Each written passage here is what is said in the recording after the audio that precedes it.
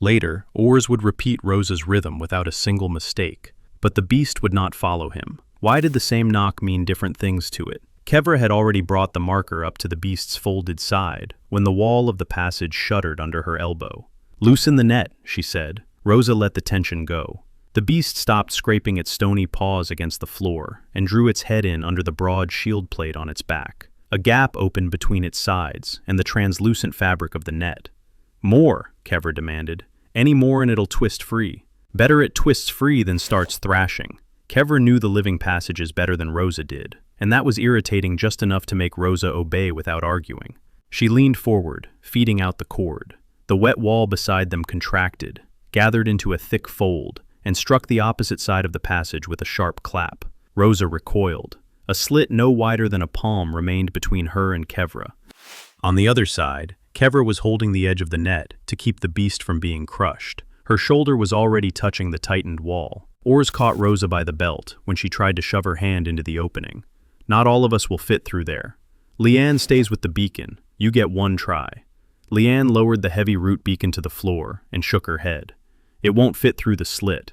Leave it here, and we can still find the way back. Lose it, and they'll be looking for us." The net remained the only link to the cut-off pocket. Rosa pulled carefully. The beast cried out, its shield plate pressed into the soft wall. "Don't pull!" Kevra's voice went muffled. "Let go now." Rosa snatched out the knife. "What are you doing?" "Getting rid of what's strangling it. Once it's free, it'll go deeper in. We don't know how the passage will react to a mature animal." Over Rosa's shoulder, Ors said shortly, "Decide." Rosa cut the cord. The net came apart. The beast squeezed through the remaining opening, scraping the wall with its shield plate, and ended up on their side. Leanne backed toward the beacon. Ors lifted a hand, stopping her from making any sudden move. The beast did not attack and did not run. It froze a few steps away, belly pressed to the floor, and turned its head from one passage to the other. "Kevra?" Rosa called. "Here, for now." Rosa put the knife away and unclipped the metal mug from her carabiner. She kept it there out of an old miner's habit. You could drink water from a soft pouch, but steel could be heard through a collapse. She struck the rim with the knife handle. Once, short, with a pause, then 2 more times. Ors frowned. "What is that?" "An attempt." The beast rose. It stopped swinging its head around, went to the side slit, and pushed inside. Rosa fastened the safety strap. "The beacon won't get through there," Leanne reminded her. "That's why you stay here." Ors checked the fastening on her belt and let go. The slit brought Rosa out into a low bypass channel. The beast moved ahead, slowing before every pulsing fold. After several minutes, Rosa saw Kevra on the other side of a gray, trembling surface. The biologist stood in the cramped pocket, clutching the remains of the net to her chest. Between them, the floor swelled in soft waves. Rosa fixed the strap and laid the free end across the dangerous stretch. "Don't put the loop around yourself. Just hold on." "Tell me when to brace you." Kevra looked at the strap, then at Rosa. "Don't jerk it, even if I stop." "I heard you." Kevra waited until the wave had passed toward the wall, stepped forward, and froze at once. Rosa took her weight, but did not pull. Kevra made the next step on her own. On the last one, the tissue gave downward. Rosa dug in with her boots and held the strap until Kevra climbed out onto a solid fold. They moved back by following the beast. Kevra clicked the guiding tool softly, trying to lure him toward the scrap of net, but he only pressed himself harder against the wall. Rosa tapped out the old rhythm again. The beast turned and came to her. "Walker," she breathed. "Good name." "A name doesn't make him tame," Kevra said. "I didn't ask him to be tame." At the beacon, Ors met them without congratulations. Behind him, the place where the team had entered the maze had become a solid, wet wall. Leanne ran her palm over the fresh tissue. "There's no way back anymore." Ors looked at the remaining passages. 2 of them were already visibly narrowing. "We stop marking. Kevra, you take us forward." Kevra took the scrap of net from Rosa, but did not touch the mug. "You only tap when I tell you to." "We got a useful reaction. We don't know what exactly we set off." Rosa clipped the mug to her belt. "Agreed." Walker settled beside her boot. When Kevra stepped first into the pulsing passage, he got up, but stayed waiting. "Rosa, stay with him. Leanne, behind me, keep the beacon off the ground. Oars, count the gaps.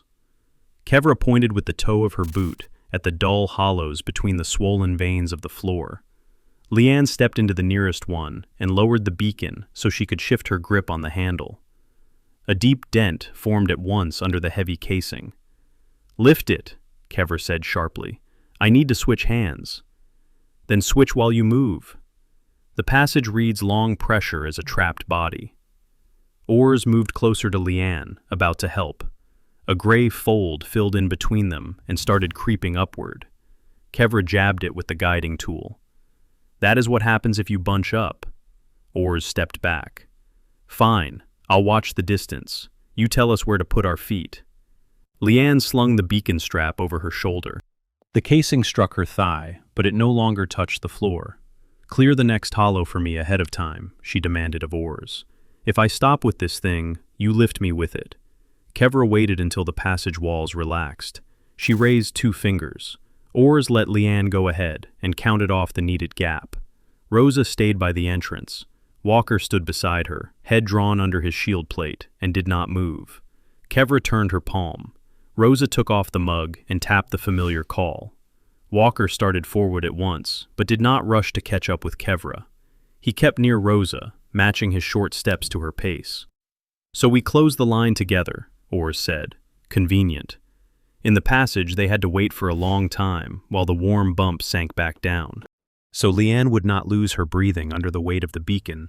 Rosa began to talk. "In our old shift, we had a stone gnawer named Rivet. Every evening, he met one of the passage workers by the lift. We decided he'd gotten attached." "And had he?" Leanne breathed out. "He was waiting for the man to open his lunch bag.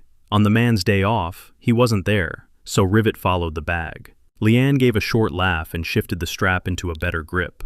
"Walker at least chose someone who carries dishes." "Premature conclusion," Kevra said without turning around. Before a narrow fold, Walker suddenly stopped. Leanne was already trembling with strain. "The gap is open," Oars said. "We go now." "Hold," Kevra ordered. "Leanne won't last long." Rosa moved the mug behind her back so she would not knock it against the wall by accident. "We wait." Oars spread them all out among the cool hollows. After a few breaths, the open gap snapped shut. Another one opened nearby, wider than the last. Kevra signaled to Rosa. The second call brought Walker up from where he stood, and the group moved after him. Detailed orders were no longer needed. Kevra chose the footing, Oars kept the spacing, and Leanne carried the beacon, not letting it linger on the soft floor. The cavity ahead proved rounded, with a dense ledge by the far wall. The pulsing was slower here. Leanne set the beacon down and kept hold of the handle for a long time, as if she suspected the floor might change its mind. Oars counted the group, then pointed to the widest exit. "Break's over. We leave through that." Walker went to the middle of the cavity and struck the floor with a front paw. Again. After a long pause, again.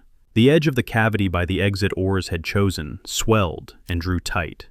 "He's worried," Oars decided. "Leanne, lift the beacon." Walker beat out a new sequence, this time with a short gap between the final strikes. At the neighboring passage, the lower fold twitched. Kevra stepped in front of Leanne and pressed her palm to the beacon's casing.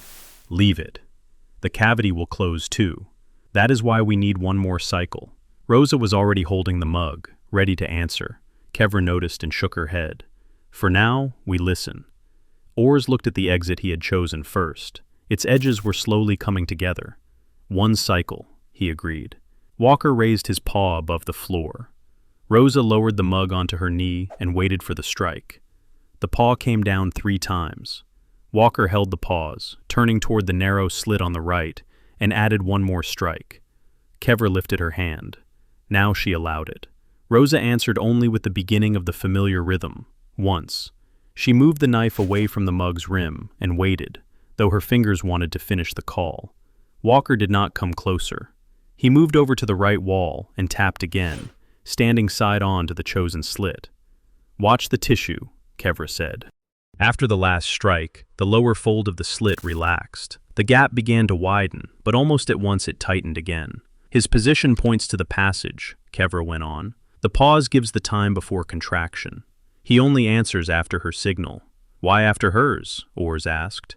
because they have already exchanged several times in the same order: release, bypass, return. For him, it is one unfinished sequence. Ors pointed to the narrowing wide exit. A sequence is good if we have time to use it. Kevra told Leanne to get the beacon ready by the right slit. Rosa waited for Walker's next full series and answered briefly. The beast leaned forward, checked the edge of the passage with his shield plate, and backed away. Ors held out his hand. "Give me the mug. You go first, I'll continue." He reproduced the rhythm exactly. Walker turned his head, but stayed by the slit. Ors tapped again without waiting for his answer. The shield plate on the beast's back lifted. His flanks moved quickly. His paw touched the floor several times, but no even series came out. Walker moved away from the passage and began darting along the wall. "Enough," Kevra said. "We are losing the exit. You already threw off our timing." Ors raised the knife for another strike, but Rosa took the mug back. The cavity was shrinking. The dense ledge by the far wall was swelling, pushing them toward the middle. Rosa crouched without moving closer to Walker. "Easy. Your turn." The nickname sounded like an ordinary address, not a command. She laid the mug on her thigh and did not touch it again. The beast's breathing gradually evened out. The shield plate settled back onto his spine. Walker returned to the right slit, chose a spot, and beat out the full series. Kevra watched the contraction run along the wall and come back as a weak wave. "After the next answer, we will have a short opening," she said. Ors handed the knife back to Rosa, hilt first. "We work at his pace." The slit opened wide enough for a person, but the beacon caught on the edges with its casing. Leanne tried to turn it, swore, and set it on its side. "It will not fit whole, but the working part will." She flipped open the panel, pulled out the compact core with its handle, and detached the thick mount. The heavy training module was left on the floor. Ors held his eyes on it for only a moment. "We take the core." "They will ask me about the module," Leanne said. "If we get out, you can answer in person." Walker gave the timing. Rosa waited for the end and struck once. Kevra touched the edge of the slit and nodded to Ors. He let Leanne through with the core, then went in himself. Kevra followed after him. Rosa waited until Walker slid into the passage of his own will, then stepped in last. Behind her, the edges closed together. The training module remained in the cavity, cut off by smooth, gray tissue. After that, Walker chose the turns himself. He would stop, give a series, and wait. Rosa answered only after it was finished. Kevra checked the pause against the movement of the walls. Ors signaled them on, and Leanne pressed the core to her chest. The new passage split sharply. The upper passage was wide enough for adults and the beacon. The lower one dropped under a wet fold, where Walker could squeeze through and a person could only crawl. The beast took his place by the lower exit and looked at Rosa. "Walker," she said quietly, without touching the mug. The edges began to rise at both passages. Ors judged the width, then turned back to the team. "We are not leaving here together. We have to decide who goes up and who stays for the exchange. Leanne, take the core up. Set the orienting point as soon as you find solid support. I go after you and receive the others from that side. Rosa stays here. Kevra will show us the cycle and join us." Ors was already speaking on the move. The rising edge of the upper passage pressed into his thigh, and he pushed it back with his elbow, clearing space for Leanne. She tightened the strap around the body of the core and pressed the device to her chest. "Do not climb in beside me. The tissue counts us separately as long as there is a gap between us." "I know." "Then move your hand first." Ors stepped back. Leanne went into the throat sideways. Under her boots, the floor sagged smoothly, but under the core, the wall twitched with a sharp, short jolt. Leanne caught her balance and forced the load forward. "Only after the second wave behind me," she threw back. The tissue closed around her from behind. Ors would no longer have been able to pull Leanne back without crushing her with the core. He waited until 2 contractions passed along the vault, then climbed in after her. Meanwhile, Walker lowered his head and beat out a series. Rosa gave a single answer. The beast drew his paws under the shield plate and slid into the lower channel. Rosa did not move after him. She only bent down, listening to the muffled rustle under the fold. The strikes came from below. The sound passed through the floor and echoed in the soles of her boots. After the last jolt, the side wall beside Kevra parted, opening a narrow crosswise slit. Beyond it, a section of the upper passage and Ors's back were visible. "Stay there!" Kevra shouted. Ors looked back but did not go on. Higher up, Leanne had braced the core against a bend in the passage and was holding it suspended. The slit closed before Rosa had time to reach it. Kevra ran her fingers over the seam. Under the leathery surface, a weak wave was still trembling. He reached the breathing node. When he answers from there, the contraction spreads both ways at once. Then we knock one more time and cross. One full exchange, maybe the last. The edges are already thickening. Kevra pointed to the bulge near the lower channel. Behind it was a recess a person could enter by ducking down. From that chamber, the sound will reach the node. Outside, the next answer will be swallowed by the fold. Rosa looked inside. The floor there was firmer, but the entrance narrowed after every wave. I'll go in, finish the sequence, and come back. You won't see the return opening from there. Rosa turned toward the upper passage. Then go to Ors. Tell me the moment through the membrane. Kevra touched the wall with the guiding tool. The tip sank almost all the way into the tissue. When the chamber closes, a voice won't get through there. To get you out, I'll have to go past the fold and guide you by its movement. That is exactly why you need to go up. No, that is exactly why I'm staying. Rosa stepped between her and the chamber. You were already cut off once, and I got out when you let me choose my own step. This time I choose. Ors's voice came from above. We're losing the throat. Kevra did not even lift her head. If I leave, you'll start guessing. Guess too early, and you'll throw off the walker's answer. Too late, and the chamber will hold you. I can read the return wave and come in after you. Rosa blocked the entrance for another second. Then she took her hand off the wall and gave Kevra room. Fine, I won't rush back until you tell me. Even if the fold starts pressing. Even then. Kevra took position between the chamber and the crosswise membrane. From there, she could watch both surfaces. Above, Leanne pulled the core farther along. Ors disappeared into the throat after her, leaving one hand on the edge of the slit that was supposed to open again. A single testing strike came from the lower channel. The walker was waiting for the rest. Rosa took out the mug and stood before the chamber entrance. Kevra laid her palm on the shuddering fold. The next wave is the last usable one. After it, you go in. Kevra sharply bent her fingers. Rosa ducked into the chamber, let the lowering edge pass over her back, and turned toward the lower channel. The walker's strikes came through the floor in a full sequence. Rosa waited until the last one died away, then answered once. The mug rang out sharply, with almost no echo. The crosswise membrane parted. Ors's hands flashed in the opening. He took the core from Leanne, lifted it over the clenched edge, and pushed it onto the solid stretch. Leanne climbed out after it, immediately caught up the device, and set it down firmly. Light trembled inside the core. An even strip of working guide light stretched along the upper passage. We're out of the throat, Ors shouted. Rosa was no longer looking that way. The chamber wall was pressing between her shoulder blades, and a new sequence was coming from the depths. The walker finished it and fell silent. The mug lay on Rosa's knee. She could have sent a call and brought the beast back to the node. She only put the knife away. After a long pause, an answering jolt came from below, then several more, each quieter, each farther from the next. They were moving off in a direction where no human passage led. He left the node, Kevra said from behind the fold. The membrane will hold for one more cycle. Rosa ran her palm along the wall. It was folding faster than before. The way out of the chamber had already narrowed so much that she could not have gone through shoulder first. Kevra? I see it. We do not have enough of an interval. If Rosa moved now, the crosswise opening would vanish. If she stayed, the chamber would close with her inside it. A deep fold ran under the mug. Beside it, a dense, rounded bulge pushed up from the floor. Rosa shoved the rim of the mug between them and leaned her weight onto it. The tissue took the metal, tightened, and drove it against the bulge. A strike rang out. What did you do? Kevra's voice came closer. Left it a job. The fold rocked again. The mug struck a second time, now with a rattle. A dent appeared in its side. Rosa let go of the handle and crawled toward the exit. Behind her, the tissue kept rocking the trapped metal, stretching the rhythm with short, fading sounds. Kevra squeezed in to meet her and touched Rosa's forearm. Duck. Now. Rosa lowered her head. A thick ridge passed over her and pressed her collar to her neck. Hold.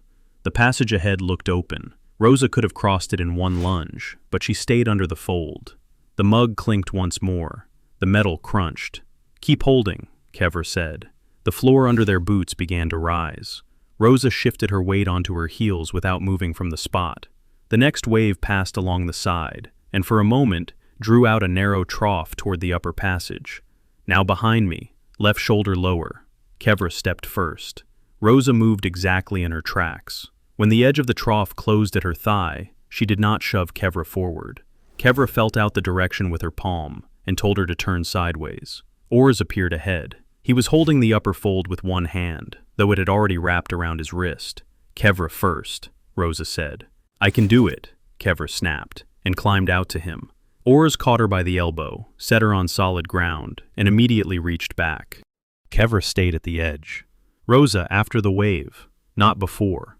The living tissue squeezed Rosa's ribs. She waited for the command. Go! Rosa pushed forward. Ors caught her by the belt, Kevra by the arm. They pulled her into the upper passage, and the fold sealed shut behind her boots. From inside came one last dull ring. Then the metal was crushed with a short, dry crunch.